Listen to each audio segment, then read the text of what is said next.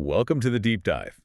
Today's mission is to unpack our sources on Potemkin villages, and we are going to uncover some really bizarre, little-known facts about architectural deception. Yeah, and the craziest part, I think, is that the ultimate symbol for a fake is actually based entirely on a lie itself. Right, because when you think of, like, an elaborate fake, Potemkin villages are the gold standard.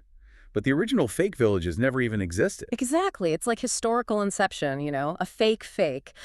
We are basically looking at an 18th century political rumor that just somehow morphed into a literal blueprint for modern states. So the legend is usually about Grigory Potemkin, right? Catherine the Great's eccentric, one-eyed, nail-biting lover. Yes, that is the guy.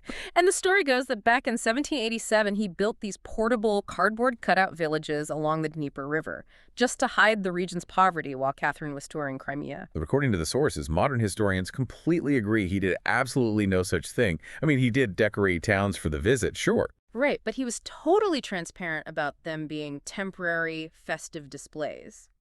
The actual myth of these deceptive cardboard facades was spun by this Saxon diplomat named Helbig. Who wasn't even on the trip. Wait, so a guy who wasn't even there manages to convince a whole world that these cardboard towns existed. Yeah, he did. It is basically a highly successful 18th century fake news smear campaign.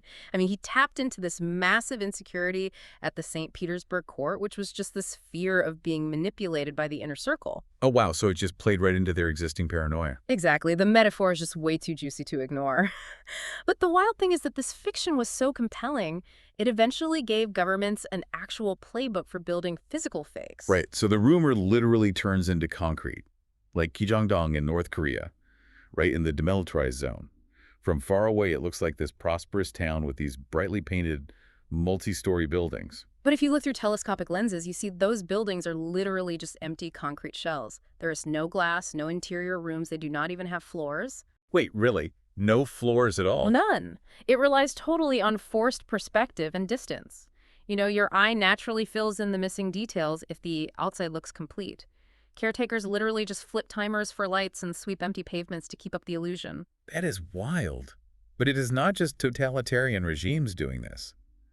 The sources mention Western examples, too, like the military building and entire fake training towns out in the Mojave Desert. Yeah, or even Detroit. Back for the 2006 Super Bowl, they secretly installed lights in abandoned buildings just to impress visitors. Okay, but wait, let me push back on that one for a second. Isn't lighting up Detroit just harmless hospitality? Like, it feels kind of like tidying up your living room before a party. Is that really a sinister deception, like a dictator's ghost town? Well, it comes down to scale and intent. Tidying your living room doesn't obscure the structural integrity of your actual house. Right, that makes sense.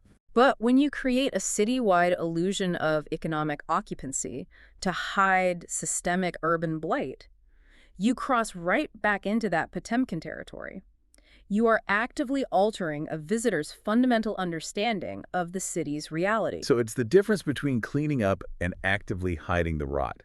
And what's fascinating is how that mechanism of hiding reality, relying on your brain to just fill in the gaps, it gets used way outside of just buildings. Oh, absolutely, like the Potemkin forest. Right, which sounds like something out of a fairy tale, but it's this brilliant manipulation of visual processing.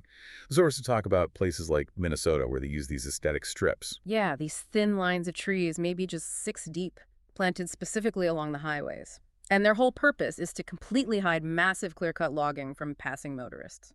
Because if you are going 60 miles an hour, your brain just registers trees and automatically assumes a whole forest. Yeah. You do not have the time to process the depth. Exactly. It exploits our brain's tendency toward cognitive ease.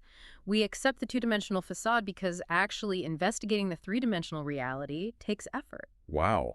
And this same principle applies to our institutions too, like Potemkin courts. Right. Dissenting U.S. judges, like William Rehnquist, for example, use that term. It describes legal precedents that look structurally sound on paper, but when you actually lean on them, they are completely hollow. Which really makes you wonder how you, as a listener, can actively train your brain to spot these institutional facades in your own corporate culture, or even just your daily news intake. Yeah, you have to actively stop the car and walk behind the trees, so to speak. You have to ask if there is actual substance supporting that booming quarterly metric, or if someone is just flipping light switches in an empty shell. You really have to resist that visual shortcut.